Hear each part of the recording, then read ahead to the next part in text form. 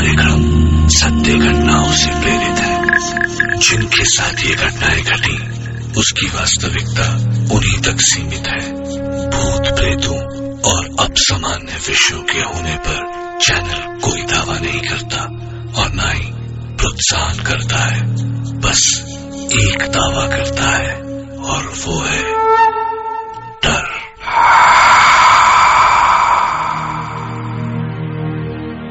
कहते हैं कल्पना हकीकत से ज्यादा बड़ी और अद्भुत होती है, लेकिन सच और सपने के बीच का फासला भी बहुत कम होता है। कई बार हमारे साथ घटी घटनाएं हमारे लिए तो हकीकत होती हैं, पर औरों के लिए कोरी कल्पना। मैं डॉक्टर नागर, पेशे से मनोवैज्ञानिक और पैशन से ह्यूमन माइंड का फैन, हर रात आपके पास लेकर आऊंगा मुझसे मिले कुछ लोगों की आप बीती, कुछ घटनाएं, कुछ किस्से जिन्हें सुन के आप भी सोचने लगेंगे कि क्या वो सच था। क्या वो सच था? आज हम सुनेंगे मुंबई से अनुज जोशी की कहानी। अनुज जो भूत प्रेतों की बातों पर विश्वास नहीं करते थे। वो रात थी 16 दिसंबर 2007 की। मैं मुंबई पुणे एक्सप्रेसवे पर तकरीबन 100 के ऊपर की स्पीड से मुंबई वापस आ रहा था। बारिश में गाड़ी तेज चलाने का मजा ही कुछ और है। पर मेरी लाइफ में आगे क्या होने वाला था मुझे उसका बिल्कुल भी अंदाजा नहीं था। मैं मस्त बारिश को चीरता हुआ गाड़ी दौड़ा रहा था कि अचानक मेरा ध्यान पेट्रोल इंडिकेटर पर गया एंड आई रियलाइज कि पेट्रोल लगभग खत्म हो चुका है। एज एक्सपेक्टेड अगले 10 सेकंड में ही गाड़ी बंद पड़ गई। Oh hell, the only way out was डब्बा लेकर पेट्रोल पंप तक जाओ और वापस आओ। तेज बारिश और 5 किलोमीटर का वॉक। उफ, खैर डब्बा लेकर बाहर बारिश में निकला।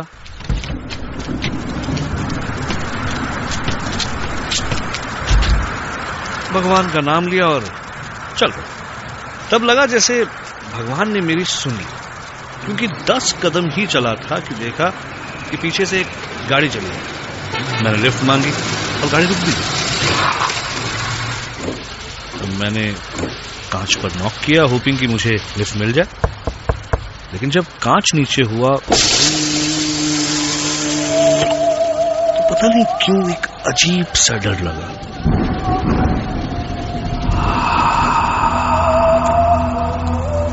अंदर झांक के देखा तो सिर्फ एक बूढ़ा आदमी गाड़ी चला रहा था। नीला सूट, नीली हैट और बड़ी बड़ी आंखें। हेलो, मैंने कहा। वो आदमी मेरी तरफ मुड़ा और मुस्कुराया, लेकिन वो मुस्कान बहुत अजीब सी थी, ऑलमोस्ट क्रीपी। और तब उसने अपना मुंह खोला और उस आदमी की आवाज सुनकर ऐसा लगा मानो किसी ने मेरी पीठ पर बर्फ डाल दिया। उसने कहा, हेलो। सच एक बार मन में आया कि तुरंत यहां से भाग जाऊं, पर मैंने अपने आप को संभाला और कहा, सर लिफ्ट मिलेगी? मुझे आगे 5 किलोमीटर तक जाना है, पेट्रोल पंप तक। उस आदमी ने अपनी उसी ही पतली और अजीब सी आवाज में जवाब दिया, आओ बैठो। Thank you sir. मैंने एक लंबी सांस ली और गाड़ी में बैठ गया। कई बार कैसे होता है ना, वो कुछ करते ही मन से आवाज आती है कि गलत किया बॉस, गलत किया। बस वैसी ही आवाज मेरे मन में आ रही थी। मैंने फाइनली कहा, हेलो सर, मेरा नाम अनुज है। Call me Freddy. Okay, hi Freddy. वो मेरी तरफ देखकर मुस्कुराया। पतले से सूखे हुए होंठ और पीले रंग के टेढ़े मेढ़े दांत। मेरी तरफ मुस्कुराने के बाद फ्रेडी डिकोस्टा फिर आगे देखने लगा। धीरे धीरे मेरा डर बढ़ने लगा। फाइनली बातचीत करने के इंटेंशन से मेरे मन में जो आया मैंने कह दिया, आप बहुत खुश लग रहे हैं मिस्टर फ्रेडी। ओह यस, मैं बहुत खुश हूँ। मैं कल सुबह अपने एक दोस्त से 4 साल के बाद मिलूंगा। अच्छा, देखो ये है उसकी तस्वीर। और उसने मुझे एक आदमी की तस्वीर दिखाई। मोटा सा आदमी, उम्र लगभग 50। ओह, तो इसलिए फ्रेडी मुस्कुरा रहे थे। मेरी जान में जान आई। थोड़ा गिल्टी भी फील हुआ, लेकिन इससे पहले मैं कुछ कहता सामने पेट्रोल पंप आ गया।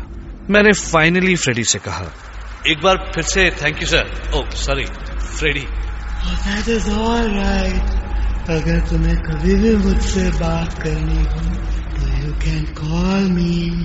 और मेरे हाँ या ना कहने से पहले ही उसने अपनी जेब से कुछ कागजों का बंडल निकाला। काफी पुराने कागज थे वो, और उनमें से उसने एक कागज का कोना फाड़ा और उसमें लिखा फ्रेडी डिकोस्टा और अपना टेलीफोन नंबर और बैंड्रा वेस्ट का अपना एड्रेस। मुझे कागज दे दिया।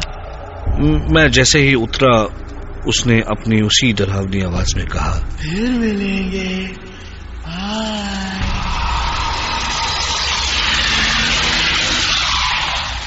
और तुरंत कार निकल गई। मैं उसके तुरंत बाद अपने कपड़ों को बचाते हुए पेट्रोल पंप में घुसा। वहां खड़े पेट्रोल अटेंडेंट ने मुझे देखकर पूछा, क्या साहब आपकी गाड़ी बंद पड़ गई है क्या? हाँ यार, तो अच्छा हुआ कि लिफ्ट मिल गई। लिफ्ट? काय का लिफ्ट साहब? आप कितने दूर से चलते आ रहे? सही मायने में मुझे अब डर लग रहा था। भाई मैं पेट्रोल पंप के सामने एक गाड़ी से उतरता हूं और पेट्रोल पंप के अटेंडेंट को दिखाई नहीं देता। ये बात बहुत अजीब थी। मैं जैसे तैसे अपनी गाड़ी तक पहुंचा और गाड़ी चलाते हुए फाइनली घर आ गया। अगले दिन सुबह उठकर ऐसे लगा मानो कि सब कुछ सपना था। लेकिन मॉर्निंग न्यूज में कुछ देखा तो सब कुछ याद आ गया। एक प्लेन क्रैश की न्यूज टीवी पर आ रही थी। मरने वालों की फोटोग्राफ्स दिखाई जा रही थी और उसमें से एक मरने वाली की तस्वीर थी। मैं तुरंत पहचान गया उसे। मुझे बहुत बुरा लगा। अरे ये आदमी तो वही है जिससे फ्रेडी डिकोस्टा 4 साल बाद मिलने वाला था। मैंने तुरंत वो कागज ढूंढा और उस नंबर पर कॉल किया। एक औरत ने फोन उठाया और मैंने कहा कि फ्रेडी डिकोस्टा से बात कर सकता हूँ। तो उस औरत ने गुस्से में कहा, What nonsense? क्या मजाक है ये? और फोन रख दिया। मुझे बड़ा अजीब लगा। मैंने फिर से कॉल लगाया। हेलो, अपनी मालकिन या मालिक को फोन दीजिए। और ये कोई बात करने का तरीका है? सामने से औरत ने मुझसे भी ज्यादा गुस्से में कहा, Do you know?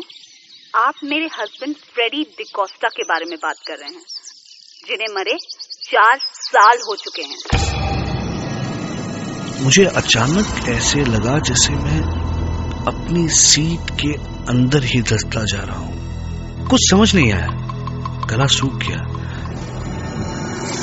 कल रात जो मुझे मिला, कहीं वो फ्रेडी का।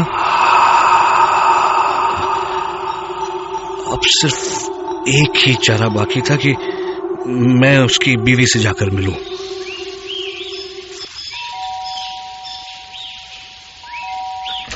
Yes, may I help you? जी, मेरा नाम अनुज है। वो मैंने आपसे फोन पर बात की थी आपके हस्बैंड फ्रेडी के You, तुम जाते हो या मैं पुलिस को बुलाऊं? नहीं, मेरी बात सुनिए प्लीज। मेरा विश्वास कीजिए, मैं कल रात को उनसे मिला था और मेरी उनसे बात हुई थी। I'll call पुलिस अगर तुम इधर से नहीं गया तो। प्लीज मैडम बात सुनिए। वो उनका कद कुछ 6 फुट का था। वो पतले से बड़ी बड़ी आंखें और उन्होंने वो ब्लू सूट पहना था, ब्लू हैट भी। औरत तुरंत रुक गई, दरवाजा खोला और मुझे देखती रह गई और थोड़ी देर बाद बोली, मैंने दफनाते हुए यही कपड़े पहनाए थे उन्हें। तब उन्होंने मुझे बताया कि 4 साल पहले आज ही के दिन फ्रेडी डिकोस्टा ने खुदकुशी कर ली थी। यानी आज उन्हें मरे हुए 4 साल हो चुके थे। पहले रोज सुबह उठकर मेरे को आई लव यू बोला करता था, लेकिन एक दिन सुबह आई लव यू के बदले उनके मरने की खबर मिली। 4 साल से तड़प रही हूँ कि मेरा फ्रेडी फिर मेरे को आई लव यू बोलेगा। I was shocked. ये सब क्या हो रहा है? उनकी वाइफ मुझे उनकी कब्र तक ले गई। मुझे बहुत अजीब और बहुत ज्यादा डर लग रहा था। फ्रेडी के बारे में हर बात मिली, लेकिन एक चीज नहीं मिली, उनकी आवाज। उनकी वाइफ ने कहा कि हाँ, उनकी आवाज तो। मैंने कहा एकदम अजीब सी, पतली सी और फटी हुई सी आवाज थी, राइट? तो उन्होंने कहा नहीं, उनकी आवाज तो मोटी थी। तब अचानक उनका चेहरा एकदम सफेद हो गया और उन्होंने कहा, तुम जानता है मेरा हस्बैंड कैसे सुसाइड किया? अपने गले पे गोली चलाकर। इसीलिए उनकी आवाज। मेरे चक्कर बढ़ते जा रहे थे। तब अचानक उनकी वाइफ ने मुझसे पूछा, पर आपको ये नंबर कैसे मिला? हाँ, उन्होंने मुझे वो कुछ कागजों का बंडल था उनकी जेब में, जिसमें से एक कागज फाड़कर उन्होंने मुझे दिया। अचानक मानो उनकी आंखें और बड़ी हो गई और उन्होंने कहा, किधर है? मुझे वो कागज दे दो अभी, प्लीज मुझे वो कागज दे दीजिए। देखिए इसमें लिखा है फ्रेडी डिकोस्टा, ये फोन नंबर और ये एड्रेस। उस कागज को उन्होंने कुछ ऐसे छुआ जैसे कोई बहुत कीमती चीज हो, और उन्होंने कहा, आपसे वो कह रहे हैं कि I love you।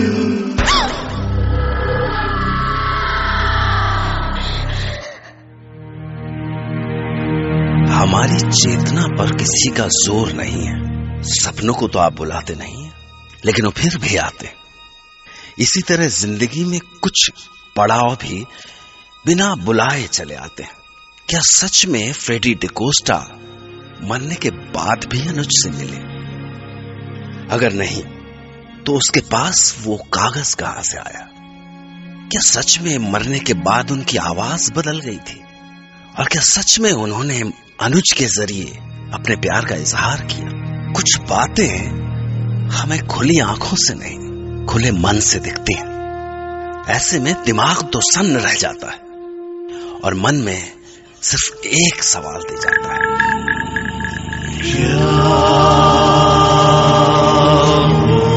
सच